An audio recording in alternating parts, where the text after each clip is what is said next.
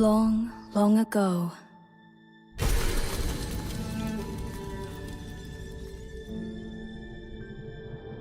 the lands between were visited by a great war.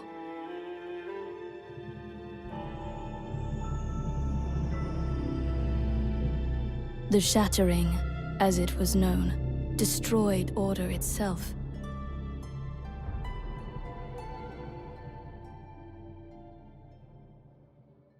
On May 30th, 2025, From Software released Elden Ring Night Reign, and it arrived with tremendous commercial success, selling over 2 million copies within 24 hours and peaking at over 300,000 concurrent players on Steam alone.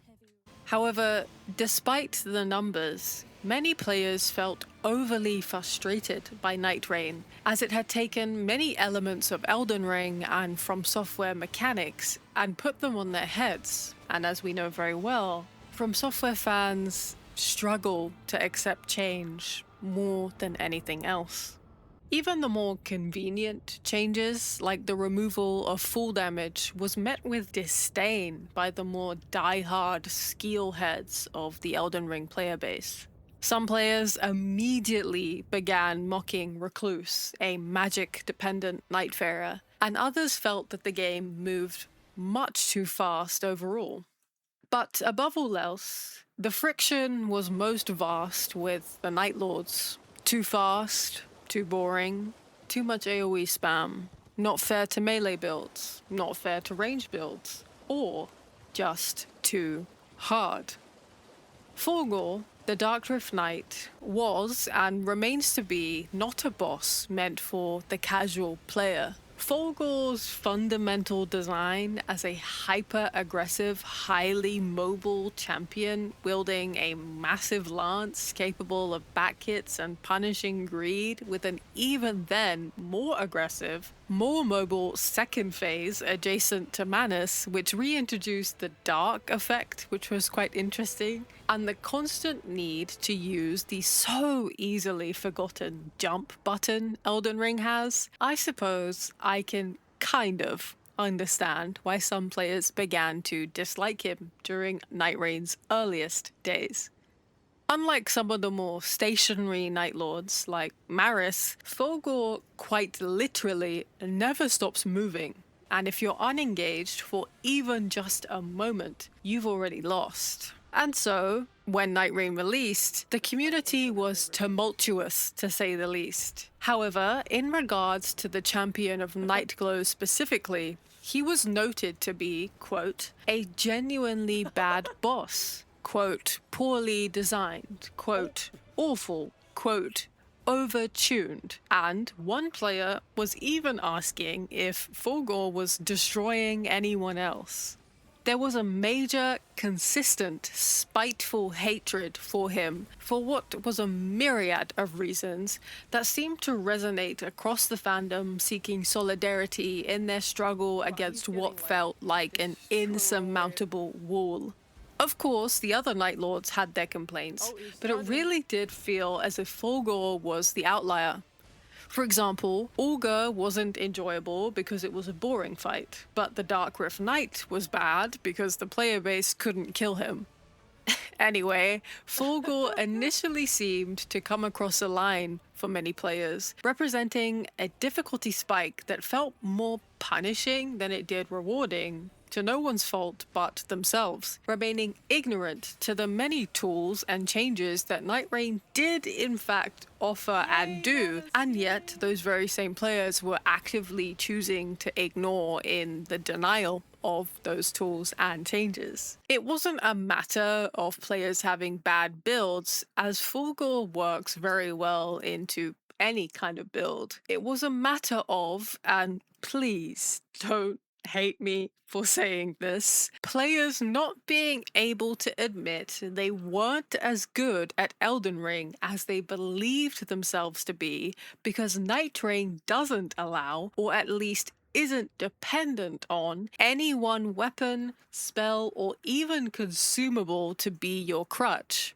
Players were having to adapt in real time to every single weapon in Elden Ring, or at least the ones that were available in Night Rain. They had to understand exactly what passives meant and exactly what they were good for. They were having to perfect their map routing in a 10-minute window between the days, and they were even having to understand what your teammates were doing, what they were running, what their passives were, and this was all for the first time in From Software history. So naturally, the cracks in players' skill began to show. On top of this, each Night Lord has a somewhat gimmick where they are weaker to one affinity than another. Like Libra is susceptible to Frenzy, Adel to Poison, and Fulghor to Lightning. Whilst it isn't mandatory that one finds weapons or spells with these elements, some felt like it was, making them frustrated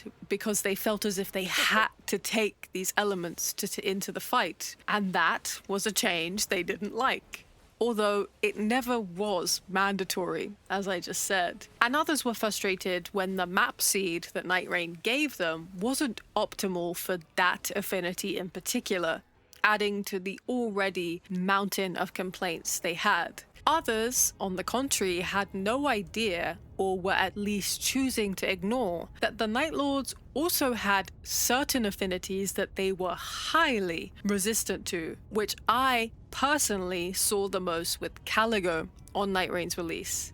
I remember there were so many people making these builds around Hoarfrost Sump, and then I would watch them attempt to spam it against Caligo, the literal frostbite dragon, and I would just sit there being like, okay, so where do we go from here? Because it's clearly not up, my friend.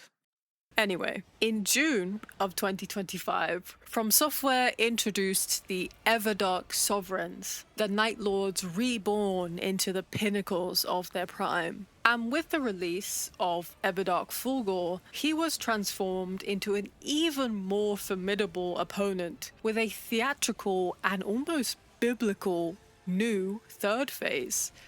This version of Fulghor began with his second phase already active, featuring Manus from the start, and introduced a brand new moveset featuring what we now know today to be the obligatory Everdark AoE nuke. So the community's response to his debut was initially one of horror, which I suppose was understandable due to his stature back in the earlier days of Night Rain. The genuinely bad, awful, poorly designed and overtuned boss was effectively buffed to the heavens in what felt like From Software laughing at the Night Rain community.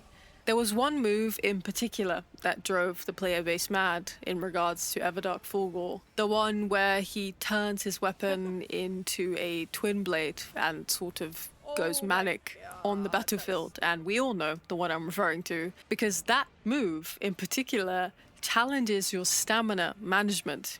You cannot and you must not panic roll that move.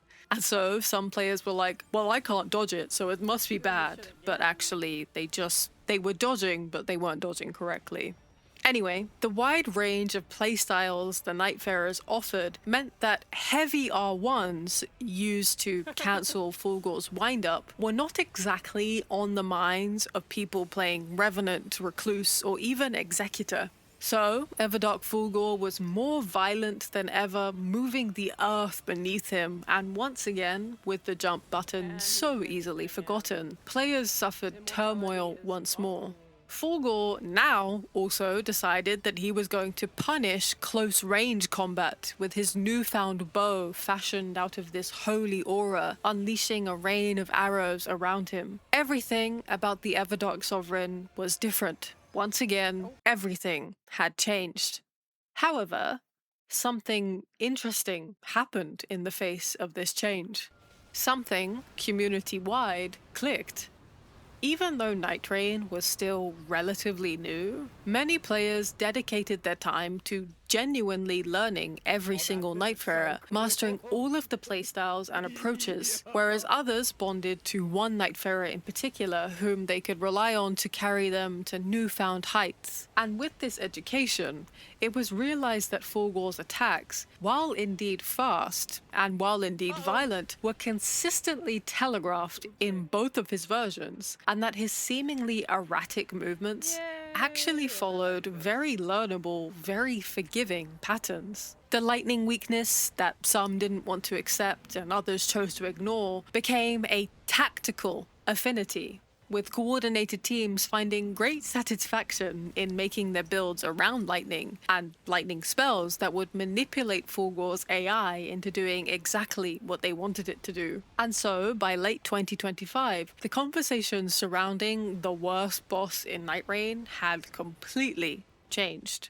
DualShockers, for example, in their ranking of hardest Night Lords, explicitly stated that fulghor, quote, never feels unfair, and its timing is precise but lenient so as to not sacrifice the spectacle, concluding that this quality made him one of the game's best bosses. Reddit discussions evolved from complaint threads to appreciation posts, with a large majority now crowning fulghor as the GOAT, or the greatest of all time. The very same boss that had once been condemned as legitimately bad was now being celebrated for the very attributes that initially frustrated players. His speed, his aggression, his theatrics, his constant need to remain engaged, and his demand for absolute mastery.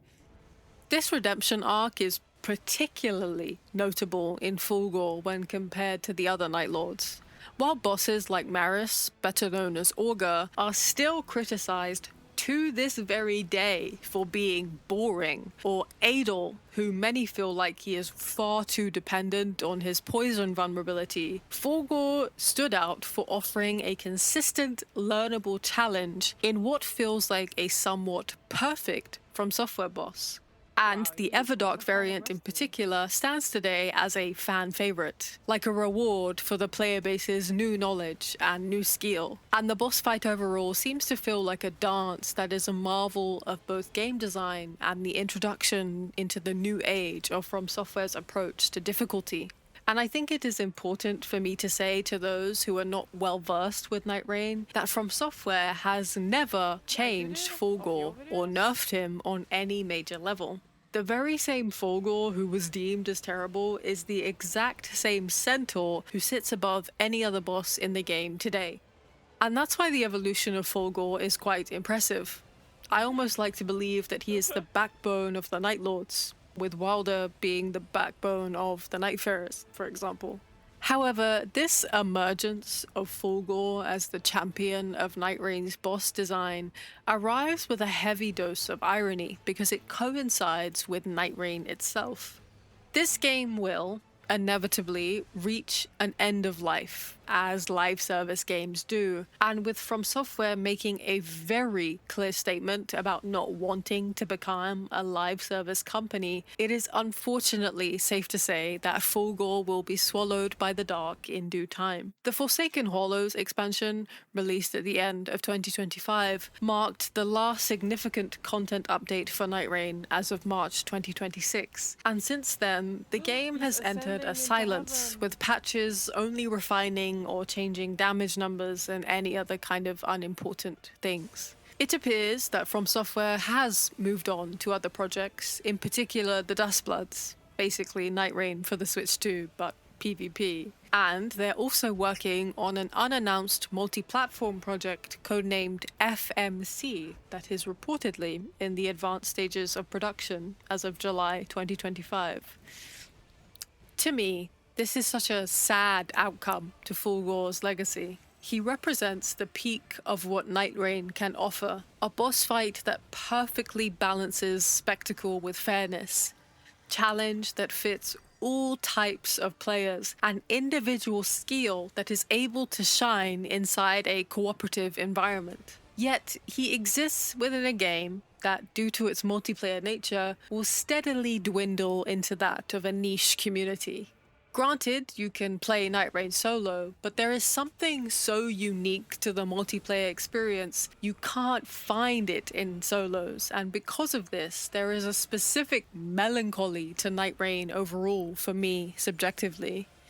It feels like we are experiencing the birth of From Software's new approach to boss design, whilst engaging with mechanics that actively reward hundreds of hours of practice and offer the specific type of satisfaction that we are not likely to see ever again in a From Software title. We are living in a brief moment of time where the multiplayer aspect of a From Software game is so cemented in its identity rather than a fleeting moment of jolly cooperation that we have grown to know. This is not me saying that Night Rain is a bad game, and in fact, I believe it is far from it. Night Rain, to me at least, remains a complete commercially successful experiment that sold millions of copies and provided hundreds of hours of entertainment. But also, perhaps importantly, it allowed us to begin the understanding of change and the acceptance of change as a good thing when done in the right ways. So to me, as much as I hate to say it, the Dark Rift Night feels like a brilliant but closing statement. The last great eureka moment added to a game that will likely never see another significant update in its lifetime. Although, you never know, and I personally would love another DLC or maybe even two for Night Rain. And today, Night Rain is just some stupid multiplayer spin-off that bridged the gap between Elden Ring and whatever comes next for some players. But for those who, like myself, have been playing it since its release, and to those who struggled against fulghor, being misled by his design, he will be remembered as the champion of Nightglow, the boss who taught us that the greatest challenges can often become our favorite memories. I would have no qualms at all if From Software just took fulghor's model, moveset design and placed it in any of their single-player titles in the future. Like literally a one-to-one copy. I wouldn't care. It would be an honor to fight my favorite champion with a character that I made myself outside the confines of Night Rain's predetermined outcomes. But sadly, the likeliness of that ever happening are next to none. Instead, I hope he becomes the father of many a moveset in the future, just as Manus was to the Cleric Beast, and Vanguard Demon to every fat, giant, unhuman enemy in From Software history. So, if I never see fulghor again once the rain swallows Limveld, I hope I can at least find a fragment of him in the movements that my enemies make. Until next time, praise the sun. And please, just remember to jump. Don't you dare let yourself go hollow, lest my time spent on you be wasted.